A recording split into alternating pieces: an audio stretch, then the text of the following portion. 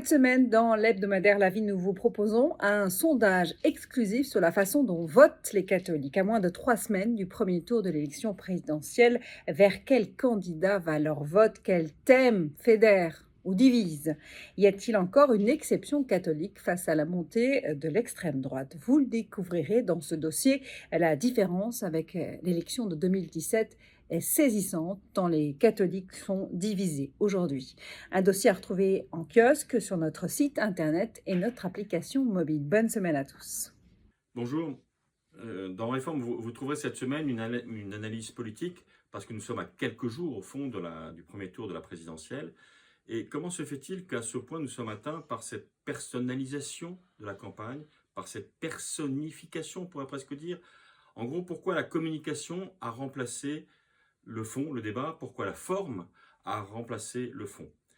Bien sûr, nous parlons aussi de l'Ukraine et de cette guerre terrible qui continue de nous traumatiser. Nous avons un certain nombre d'informations à vous donner, mais aussi sur le fait que nous sommes tous traumatisés par cette guerre parce que nous laissons des milliers de morts pour sauver peut-être des millions de morts. Donc notre Europe, notre Occident ne veut pas intervenir directement pour sauver le monde.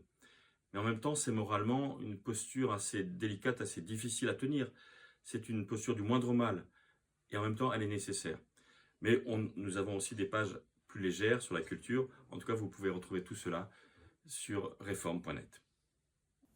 Bonjour, à la une de France catholique cette semaine, Marie, reine de la paix, une façon de célébrer l'Annonciation. Un numéro où nous évoquons ce grand moment qu'est la consécration de l'Ukraine et de la Russie au cœur immaculé de Marie par le pape François le 25 mars. Ce geste est-il exactement celui demandé par la Vierge Marie à Fatima?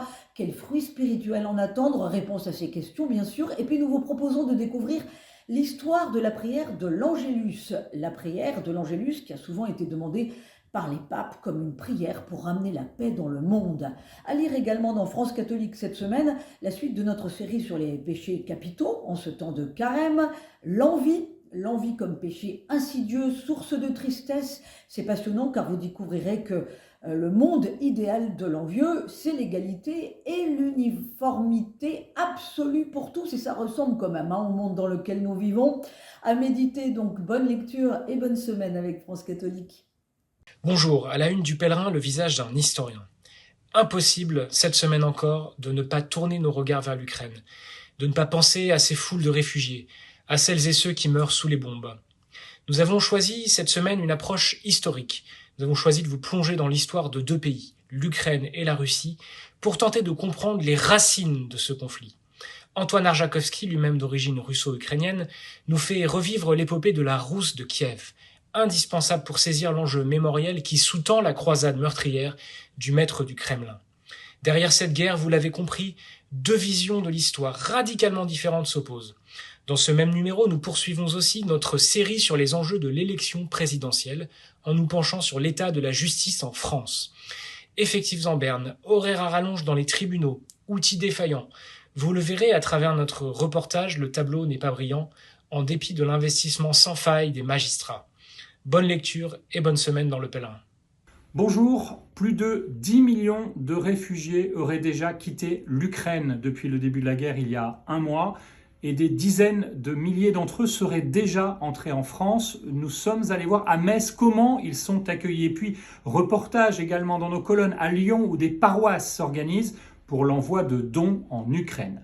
3e volet aussi cette semaine dans Famille chrétienne de la série politique qui nous mène jusqu'à l'élection présidentielle. Il est question d'identité nationale. Reportage alors à Saint-Denis, ville de la banlieue parisienne, au carrefour de l'histoire de France et du cosmopolitisme. Famille chrétienne interpelle aussi, comme chaque semaine, les candidats sur la question de l'identité et sur les moyens de retrouver une nécessaire cohésion nationale. Gros plan enfin dans nos pages sur une école très originale qui allie la transmission de la foi et la pédagogie alternative, l'école Sainte-Florence à Palavas-les-Flots, qui a la particularité d'avoir été fondée par un prêtre diocésain et des paroissiens.